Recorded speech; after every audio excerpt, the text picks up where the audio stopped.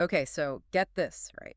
I was just reading this article about the VP debate, Mhm. and you won't believe what happened. Oh, is this about that whole mic cutting fiasco? Yeah. It's insane, right? Like Yeah. 1 minute they're debating, the next, it's total chaos. And it's all over a fact check. It's wild how a seemingly simple thing like a mic cut Yeah. can become this huge symbol, Totally. It's like everyone's looking for reasons to be outraged these days, and this was just the perfect storm. Well, there's definitely more to it than just a technical glitch. Yeah. I mean, think about it. We're talking about a vice presidential debate, right? Tensions are already running high. Every word is scrutinized. Right. And then you have this very public correction. Yeah.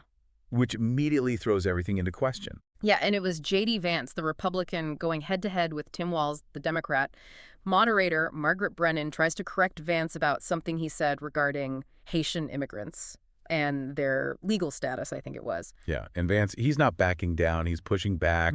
Voices get louder. And then, boom, mic's cut out. Total pandemonium, right? Oh, absolutely. And then, of course, the internet completely explodes. Predictable, but still fascinating. Like, Megyn Kelly goes on this whole Twitter rant yelling, "How dare you" at CBS. Marjorie Taylor Greene jumps in, called it a disgrace. And then, as if on cue, Trump chimes in from Truth Social with the line, Kamala line. Okay, so we're seeing a pattern here, right?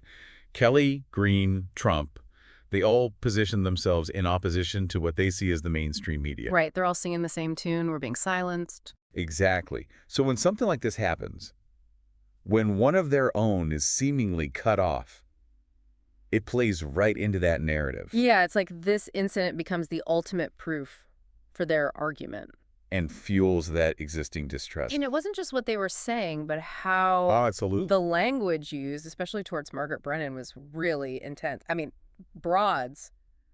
Seriously. It's 2024. You'd think we'd be past that. You'd hope. But sadly, it seems like some things never change. Those terms, they're loaded, Super loaded. They're not just insults. They're meant to undermine her authority. To discredit her, basically. Exactly, to make her seem less than. And it works, unfortunately. People buy into it. It's easier to dismiss someone you've already decided is incompetent or untrustworthy. Which is exactly what they want. It's like this incident goes beyond the debate itself. It becomes about power, control, who gets to decide what's true and what's not. Bingo. And bringing Trump into it, even though it's predictable, just adds fuel to the fire. Of course. He's a master at tapping into that distrust of the media. Right. It's like his brand at this point. Whether or not you agree with Vance's initial point is almost irrelevant at this stage.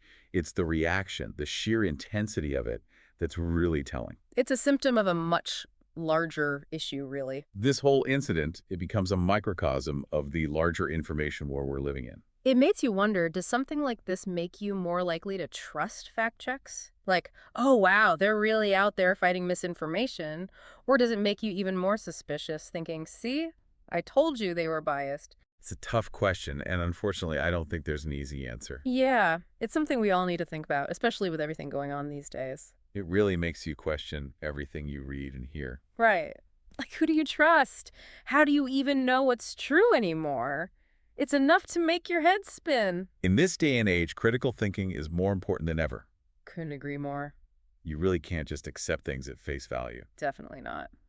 Well, on that note, I think we've done enough deep diving for one day.